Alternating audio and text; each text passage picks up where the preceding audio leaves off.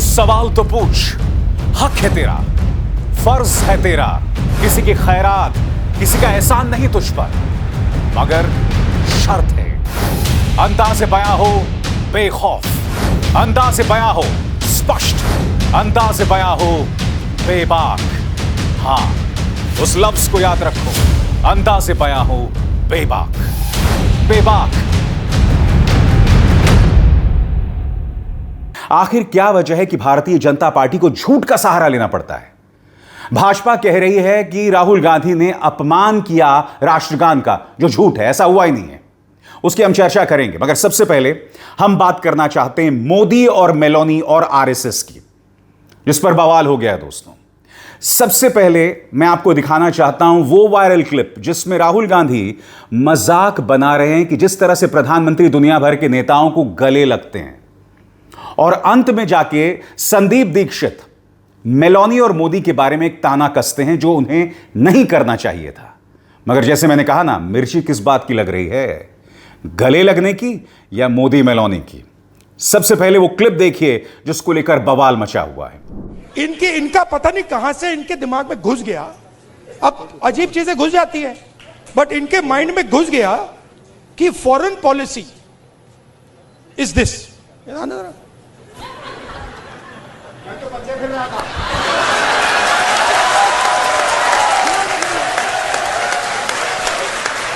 अब पता नहीं किसने डाला, कहां से घुसा कि भाई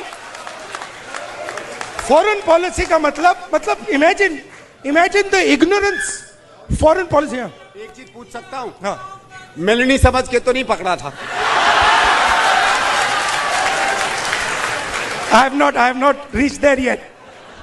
अब मैं आपको बताना चाहता हूं यहां राहुल गांधी किस चीज का जिक्र कर रहे थे। याद कीजिएगा दोस्तों, प्रधानमंत्री जब भी विदेश जाते हैं तो किस तरह से दुनिया भर के नेताओं से मिलते हैं। यूएई के राष्ट्रपति से जब प्रधानमंत्री मिले थे तो निहायत ही फिल्मी अंदाज में मिले थे। और ये कब मिले थे? जब ईरान और अमेरिका के बीच में जंग चल रही थी, जब यूएई अमेरिका का साथ दे रहा था, तब प्रधानमंत्री पिछले 70 साल की विदेश नीति को धराशायी करते हुए, उसकी बखिया उधेड़ते हुए यूएई के राष्ट्रपति से इस कदर गले लगते हैं। और राहुल गांधी ने कहीं ना कहीं इसका मजाक बनाया था। मगर हां, बाद में संदीप दीक्षित ने मेलोनी और प्रधानमंत्री मोदी पर एक टिप्पणी की जो उन्हें नहीं करना चाहिए था, मगर उसके बाद बवाल मच जाता है, पूरा गोदी मीडिया लग जाता है, उस एक बयान पर राहुल गांधी पर प्रहार करता है। मैं फिर आपसे पूछना चाहता हूं, ये दोहरे मापदंड आते कहां से हैं? वाहियात निशिकांत दुबे संसद के अंदर खड़े होकर पंडित नेहरू को अय्याश बता देता है, इंदिरा गांधी सोनिया गांधी पर अपशब्द कहता है। अब संदीप दीक्षित ने प्रधानमंत्री मोदी और मेलोनी पर ताना मारा, तो भारतीय जनता पार्टी के इस सांसद जो संसद में खड़े होकर झूठ बोलता है, सीधे प्रहार कर रहा है देश की प्रधानमंत्री इंदिरा गांधी पर। कह रहे हैं कि राहुल गांधी, इसे आप क्या कहते हैं, जठराग्नि या कामाग्नि? आप सोच सकते हैं, यह व्यक्ति जो संसद के अंदर झूठ बोलता है, देश की प्रधानमंत्री के साथ कामाग्नि जैसा शब्द जोड़ रहा है। यानी कि जब गिरने की बारी आती है तो भाजपा के नेता सभी हदों को पार कर देते हैं। अफसोस की बात यह है कि भाजपा का यह वाहियात सांसद इस तस्वीर को कामाग्नि के साथ जोड़ रहा है, जबकि फिदेल कास्त्रो इंदिरा गांधी को अपनी बहन के तौर पर मानते थे। यह वो पूरा वीडियो है जिसमें फिदेल कास्त्रो उन्हें गले लगाते हैं। निशिकांत दुबे को पता होना चाहिए कि गले लगने और गले पड़ने में जमीन आसमान का फर्क होता है। रमेश बिथोड़ी ने क्या क्या नहीं कहा था, और वो भी संसद के अंदर। अरे इनके प्रवक्ता हैं गौरव भाटिया, प्रेम शुक्ला, शहजाद पूनावाला, ये लोग गालियां देते हैं साहब। तवाइफ की औलाद किसने कहा था? हालांकि तवाइफ शब्द का इस्तेमाल नहीं किया था प्रेम शुक्ला ने। क्या मुझे आपको बतलाने की जरूरत है कि गांधी परिवार के बारे में गौरव भाटिया ने ग शब्द से क्या कहा था, वो भी एक प्रेस कॉन्फ्रेंस में? ग से। मेरे मुंह से वो शब्द नहीं निकल रहा, मगर कम से कम शायद आप समझ सकते हैं शब्द का क्या मतलब है। सुनिए क्या कहा था गौरव भाटिया ने। दूसरी बात देखिए, एक तस्वीर है, तो एक आपको बात बता दूं, आज पूरा देश कह रहा है जॉर्ज सोरेस और राहुल गांधी सांडोज, ये सांडोज हैं, ठीक है? ये देखिए लिखा हुआ है गांडोज। अब गांडोज क्या है? आप देखिए, कोई विदेशी ताकत जो कि कहती है $1 बिलियन में मैं यहां पे अस्थिरता फैलाऊंगी। तो मैं फिर पूछना चाहता हूं कि क्या महिला सम्मान पर इन्हें कहने का अधिकार है? और प्रॉब्लम वो नहीं है, प्रॉब्लम यह है कि राहुल गांधी ने आरएसएस को बंच ऑफ जोकर्स बताया। मिर्ची इस बात की लग रही है। सुनिए राहुल गांधी ने कैसे प्रहार किया था। That is cowardice.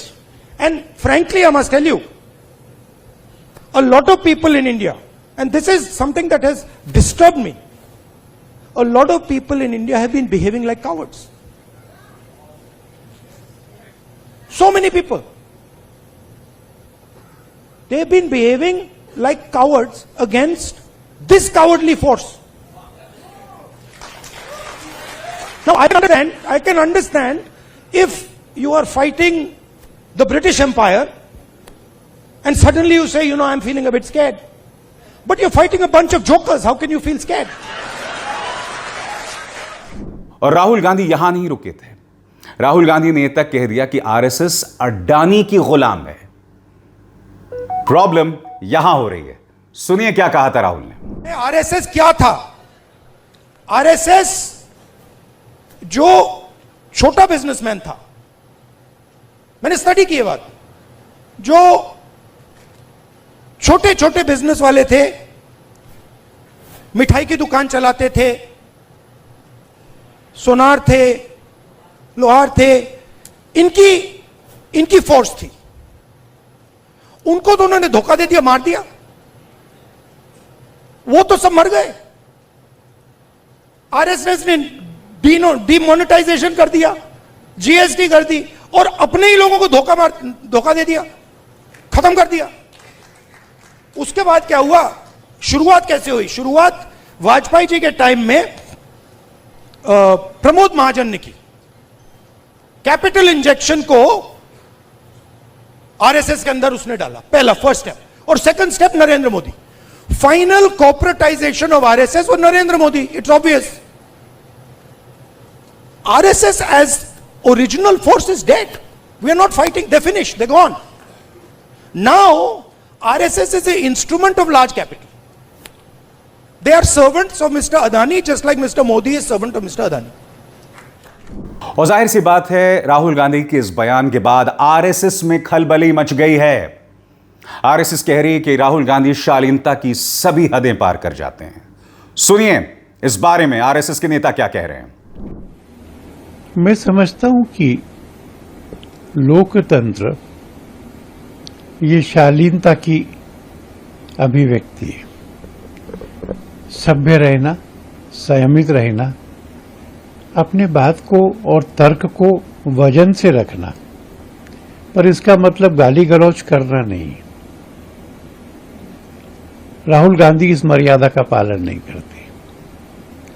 राष्ट्रीय स्वयंसेवक संघ यह विश्व का सबसे बड़ा स्वयंसेवी संगठन है।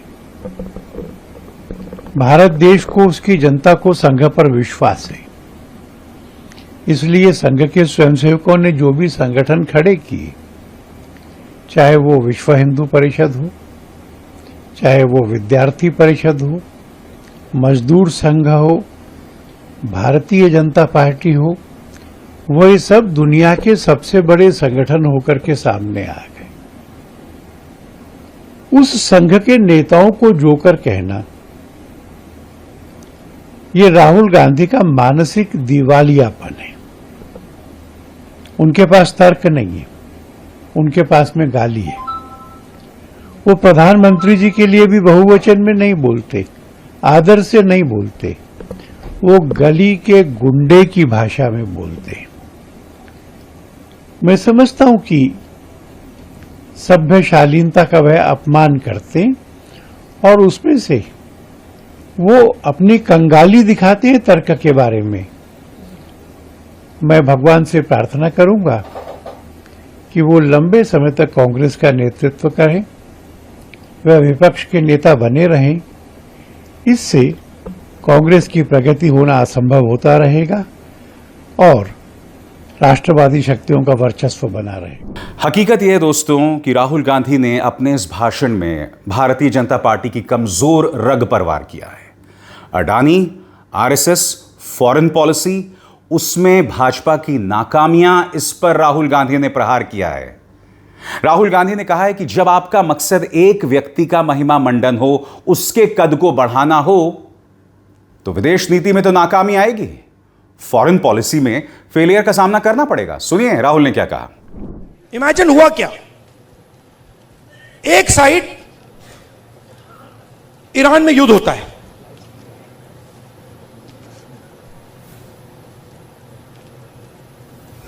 हिंदुस्तान के लिए अगर हिंदुस्तान अपनी स्ट्रेंथ को समझता और अगर हिंदुस्तान का नेता इंदिरा गांधी जी जैसा होता, तो हिंदुस्तान के लिए दुनिया में सबसे बड़ी अपॉर्चुनिटी आपके सामने आई। कौन सी कि भैया ईरान हमारा पुराना दोस्त, अमेरिका हमारा दोस्त, रशिया हमारा दोस्त, चलो भैया हम रेलेवेंट बन जाते हैं, इनकी दोस्ती बनाते हैं। हुआ क्या? नहीं हुआ क्या, पाकिस्तान ने हमें जगह उठा के ले गया। जो मीडिएटर पाकिस्तान बन गया और हिंदुस्तान, मोदी जी देखते रह गए। ये हुआ क्या भाई, ये कैसे हुआ?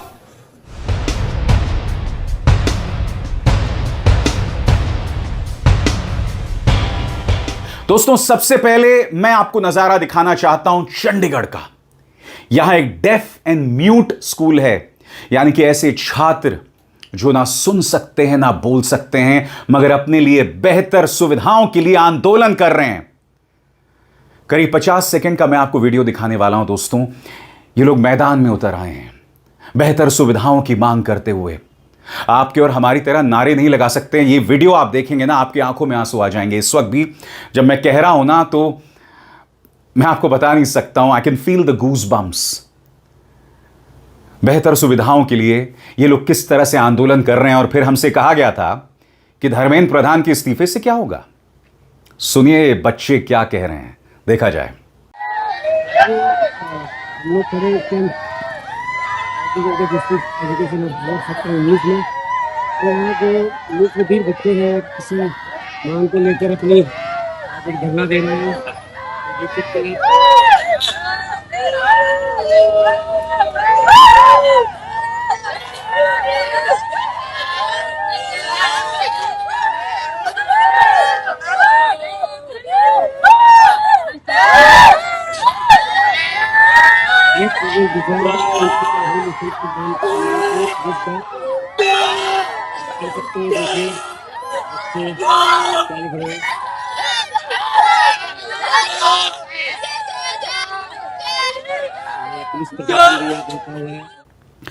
और मैं आपको बताना चाहता हूं दोस्तों, पत्रकार ऋषिराज सिंह जो कि दैनिक भास्कर के पत्रकार हैं, वो बता रहे हैं कि ये बच्चे क्या मांग कर रहे हैं। पहला, प्रोफेशनल फैकल्टी और बेहतर टीचिंग फैसिलिटीज।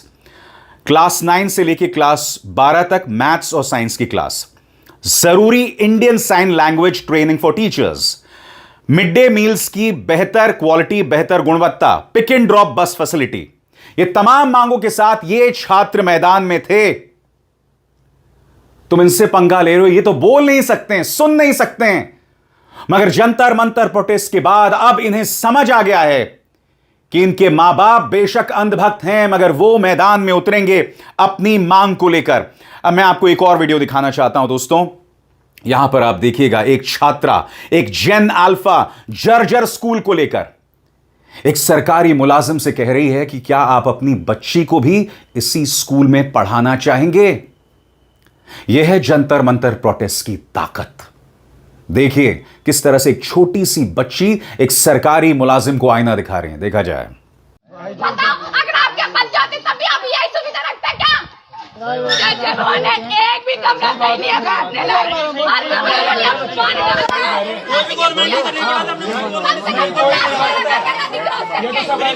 बैठ के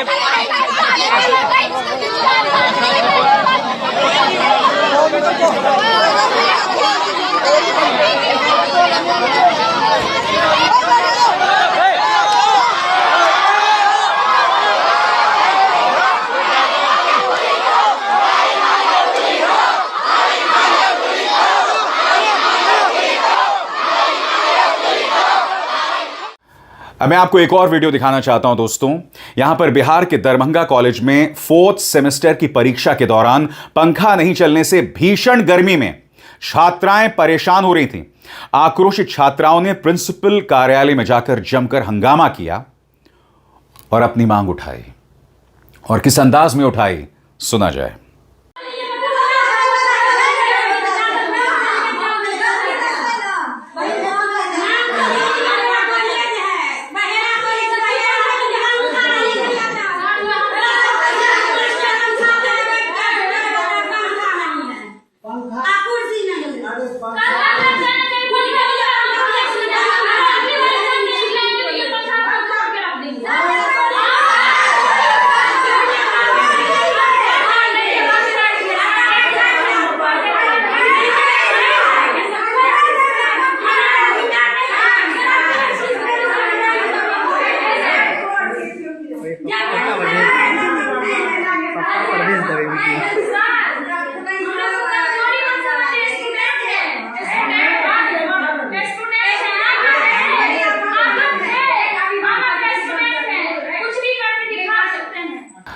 और ये लोग ये कहने लगे कि साहब इस आंदोलन से क्या होगा, धर्मेंद्र प्रधान के इस्तीफे से क्या होगा। ये हो रहा है, हमारा युवा जाग रहा है। और न सिर्फ युवा बल्कि जेन अल्फा जो 2013 के बाद पैदा हुए थे, जो इस वक्त स्कूलों में हैं, जिनकी उम्र 13 साल की है। क्योंकि पिछले 12 सालों से मीडिया ने, भारतीय जनता पार्टी ने अपने प्रचार तंत्र के जरिए बताया है कि आप आंदोलन नहीं कर सकते, आपको करने का अधिकार नहीं है क्योंकि यह एंटी नेशनल है, यह अर्बन नक्सल है। इस तरह की बकवास की जाती रही। देखिए, भाजपा को और उनके जो परम चाटुकार हैं, इनके मीडिया को समझना पड़ेगा कि ये जेनजी है, ये युवा है। तुमने 12 सालों से लोगों की नसों में जहर भरा। इनमें से कई लोग इंस्पायर्ड हो गए, कुछ लोग अपनी गलती का आभास कर रहे हैं कि नसों में जहर से हम सिर्फ बर्बादी की तरफ बढ़ सकते हैं। सबसे बड़ी बात, आपने ये जो प्रोपेगेंडा पिछले 12 सालों से चलाया, उसका परिणाम यह हुआ कि लोगों के मन में यह बात घर कर गई कि आंदोलन करना, अपनी बात उठाना देशद्रोह है, अर्बन नक्सल है, हिंदू विरोध है। अब आपकी इस बात का विश्वास चंद लोग कर रहे हैं और चंद ही, उन्हें भी इस बात का आभास हो जाएगा कि आप कितने गलत थे। बहरहाल ये पूरा मामला क्या है दोस्तों, बहुत ही त्वरित अंदाज में मैं अब आपको बताने जा रहा हूं। गौर फरमाइए कैसे भाजपा के सांसद को मुंह की खानी पड़ी। चले थे प्रधानमंत्री की चाटुकारिता करने, जेनजी को दबाने, मगर उल्टा पड़ गया। पूरा मामला क्या है आपकी स्क्रीन पर। बार काउंसिल ऑफ इंडिया ने गुरुवार को पहले आदेश दिया कि NALSAR university of law Hyderabad के 2026 के किसी भी ग्रेजुएट स्टूडेंट को एडवोकेट के तौर पर एनरोल नहीं किया जाएगा। बीसीआई ने यह कदम इसलिए उठाया क्योंकि नालसार के कुछ छात्रों ने कथित तौर पर chief justice of India Suryakant को कॉन्वोकेशन का चीफ गेस्ट बनाए जाने का विरोध किया था। बीसीआई चेयरमैन मनन कुमार मिश्रा, जो बीजेपी के एमपी हैं, ने नालसार के वाइस चांसलर और सभी स्टेट बार काउंसिल्स को लेटर लिखा। बीसीआई ने यूनिवर्सिटी से रिपोर्ट मांगी कि सीजेआई के खिलाफ कैंपस कैंपेन किसने शुरू किया, किसने ऑर्गेनाइज किया और किन लोगों ने छात्रों को मोबिलाइज किया। इसके बाद एंट्री होती है कॉकरोच जनता पार्टी की। बीसीआई का आदेश आते ही कॉकरोच जनता पार्टी ने इसका जोरदार विरोध शुरू किया और एजिटेशन की चेतावनी दी। कॉकरोच जनता पार्टी के फाउंडर अभिजीत दिप्के ने एक्स पर लिखा, what if all legal cockroaches come together. यह उसी फ्रेज का नया वर्जन था जिससे सीजेपी की शुरुआत हुई, what if all the cockroaches come together. इसी तरह से कॉकरोच जनता पार्टी की शुरुआत हुई थी। अब वो कहने लगे कि आइए जितने लीगल कॉकरोचेस हैं सब एक साथ आ जाते हैं, और यहां पर उनकी जमीन हिलने लगी। आगे ये फ्रेज उस कंट्रोवर्सी के बाद सामने आया था जिसमें सीजेआई सूर्यकांत पर अनएम्प्लॉयड यूथ के एक सेक्शन को कॉकरोचेस कहने का आरोप लगा था। बाद में सीजेआई ने कहा था कि उनकी बात को गलत समझा गया। सीजेपी ने बीसीआई को क्या चेतावनी दी? सीजेपी स्पोक्सपर्सन सौरभ दास ने बीसीआई के फैसले को ग्रोसली डिस्प्रोपोर्शनेट, डीपली ट्रबलिंग और प्राइमा फेसाई इंडिफेंसिबल बताया।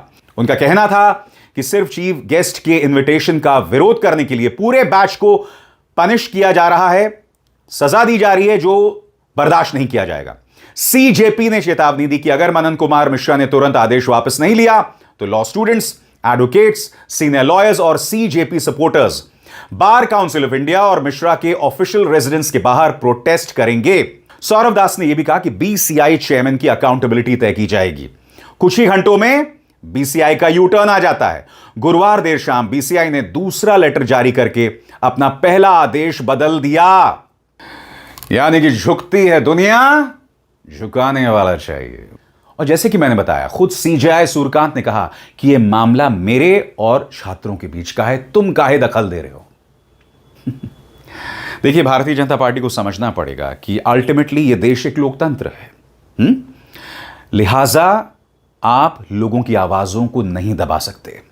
अगर कोई बगैर हिंसा के अपनी बात रख रहा है तो वह एंटी नेशनल नहीं है, वो देश के खिलाफ साजिश नहीं है, वो सिर्फ भारतीय जनता पार्टी से सवाल है। इसलिए सवालों से डरना बंद कीजिए। सवाल किए जाएंगे वेदर यू लाइक इट और नॉट। अभिसार शर्मा को दीजिए इजाजत। नमस्कार।